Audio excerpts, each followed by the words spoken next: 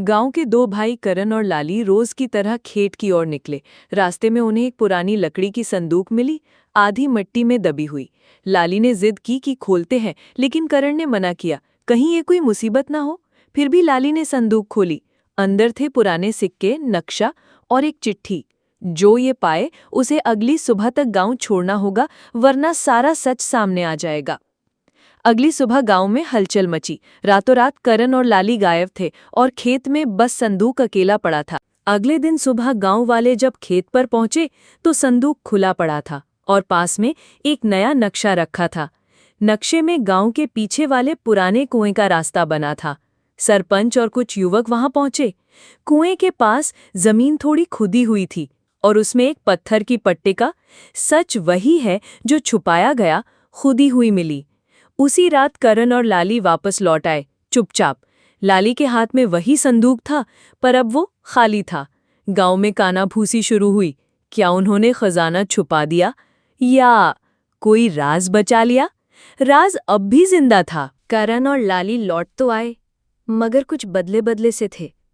लाली अब बहुत चुप रहने लगा और करण हर वक्त किसी चिंता में डूबा रहता। सरपंच ने उन्हें बुलाकर पूछा, सच सच बताओ, उस संदूक में क्या था? करण ने नजरें झुका ली, पर लाली फुसफुसाया, वो खजाना नहीं था, वो गांव का इतिहास था और एक सजा भी। दरअसल उस संदूक में 100 साल पुराना एक राज छुपा था। किसी जमाने में गांव के बुजुर्गों ने एक निर्दोष को जमीन के लालच में मरवाया था। उसकी आत्मा ने वो चिट्ठी और नक्शा छोड़ा था, न्याय की उम्मीद में। अब वो आत्मा जाग चुकी थी और इंतजार कर रही थी पूरा सच सामने लाने वालों का। करण और लाली पर अब सच का सौदा पूरा करने की जिम्मेदारी थी, या गांव की शांति खत्म होने वाली थी।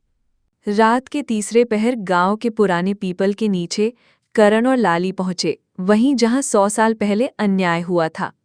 हवा में सिहरन थी और माहौल में अजीब सी बेचैनी। लाली ने पुराना नक्शा जलाया और जमीन को खोदना शुरू किया।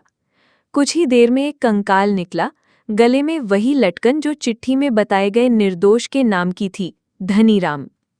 अचानक चारों ओर धुंध छा गई।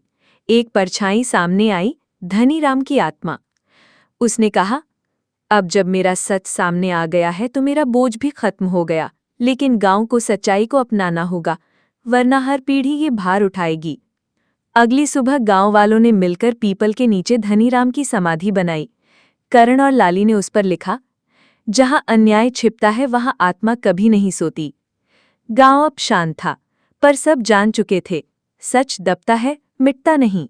धनीराम की आत्मा को शांति मिल गई, मगर करण और लाली की जिंदगियां पहले जैसी नहीं रही। लोग उन्हें आदर की नज़र से देखने लगे, पर कुछ बुजुर्गों की आंखों में डर था, अब और क्या बाहर आएगा। इसी बीच करण को संदूक के कोने में छुपा एक छोटा कपड़े का टुकड़ा मिला। उस पर पुराने अक्षरों में लिखा था, एक और नाम, रघुनाथ। रघुनाथ, वो तो गांव के सबसे आदरणीय पूर्व सरपंच थे। शुरू हुआ एक नया सिलसिला, दस्तावेजों की तलाश, लोगों की कहानियां, दबे सहमे गवाह, और धीरे धीरे सामने आया एक और अन्याय, रघुनाथ में ही धनीराम को फंसाया था। अब सवाल उठा, गांव के इतिहास को बदला जाए या भूल जाए? करण और लाली ने तय किया, गांव में एक सत संग्रहालय बनेगा, जहां हर पीढ़ी सीख सके कि जो बीत गया वो दफन नहीं, दिशा देता है। गांव की मिट्टी अब और भारी थी, इतिहास की ईमानदारी से। संग्रहालय की बात सुनते ही गांव दो हिस्सों में बंट गया। एक ओर थे युवा, जो बदलाव और पारदर्शिता चाहते थे। दूसरी ओर कुछ बुजुर्ग, जिनका मानना था कि पुरानी बातों को छेड़ने से अशांति फैलती है। गांव की चौपाल में पंचायत बैठी।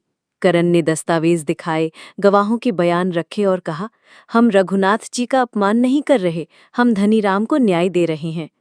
कुछ देर की चुप्पी के बाद सबसे बुजुर्ग दादीमाँ उठी और बोली, अगर हम सच्चाई से डरते हैं तो झूठ में जीते हैं। फैसला हुआ, संग्रहालय बनेगा, लेकिन शर्त ये रखी गई कि वहां गलती के साथ माफी भी दर्ज होगी, ताकि आने वाली पीढ़ियां सीखें कि इंसान गलतियां करता है, मगर उनसे आंख मिलाना ही असली सुधार है। संग्रहालय की नींव खुद उसी पीपल के नीचे रखी गई जहां अन्याय शुरू हुआ था। अब वहां एक पट्ट लिखा है, ये गांव सिर्फ खेती नहीं, सच्चाई भी उगाता है, और यही बनी गांव की नई पहचान। संग्रहालय बनकर तैयार हुआ, मिट्टी, लकड़ी और पुरानी ईंटों से बना एक सीधा साधा भवन। लेकिन अंदर की हर दीवार एक कहानी कहती थी। धनीराम की बेगुनाही, रघुनाथ की चुप्पी और करण लाली की हिम्मत। पहले ही दिन गांव के बच्चे वहां पहुंचे, कुछ डरते हुए, कुछ जिज्ञासा से भरे। एक कोने में एक इंटरैक्टिव दीवार थी जिस पर लिखा था, तुम्हारे घर में भी कोई अनसुनी कहानी है? बच्चों ने अपने दादा दादी की कहानियां लिखनी शुरू की। धीरे धीरे संग्रहालय सिर्फ एक इमारत नहीं रहा, वो एक पहल बन गया। आसपास के गांवों से लोग आने लगे, अपनी कहानियां लाने लगे। कुछ सच्चाइयां चौंकाने वाली थीं, कुछ भावुक, लेकिन हर कहानी एक नई उम्मीद लेकर आई। अब करण और लाली सिर्फ भाई नहीं, एक आंदोलन के बीज थे जो सिखा रहा था कि जमीन पर बोया गया सच कभी बेकार नहीं जाता। गांव अब नक्शे पर नहीं, किस्सों में जीने लगा था। और हर आने जाने वाला यही कहता, ये गांव नहीं, एक किताब है, जो खुलती है तो सोच बदलती है। साल बीत गए। गांव का संग्रहालय अब एक सत्यपीठ कहलाता था, जहां स्कूलों से बच्चे आते, पत्रकार रिपोर्ट बनाते और बुजुर्ग अपनी अधूरी कहानियां छोड़ जाते। लेकिन एक दिन एक अनजान महिला आई, सादा साड़ी, आंखों में नमी।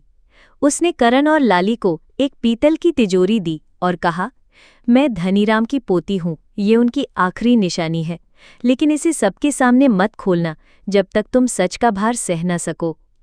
रात को दोनों ने तिजोरी खोली। उसमें था एक डायरी जिसमें धनीराम ने लिखा था, जिसने मुझे मारा वो मेरा दुश्मन नहीं, मेरा अपना था। मैंने चुप्पी इसलिए नहीं तोड़ी क्योंकि उसकी भी एक मजबूरी थी। मेरा सच अधूरा है। न्याय का मतलब सिर्फ दोष दिखाना नहीं, दर्द समझना भी है। करण और लाली को पहली बार समझ आया, सच सिर्फ उजागर करने की चीज नहीं, समझदारी से संभालने की जिम्मेदारी भी है।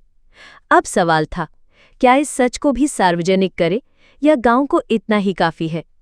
संग्रहालय में अब एक और खंड जुड़ चुका है, अनकहे सच, जो सिखाते हैं कि न्याय में इंसानियत भी होनी चाहिए। और इस तरह कहानी का आखिरी पन्ना कभी लिखा ही नहीं गया, क्योंकि सच की किताबें कभी पूरी नहीं होती।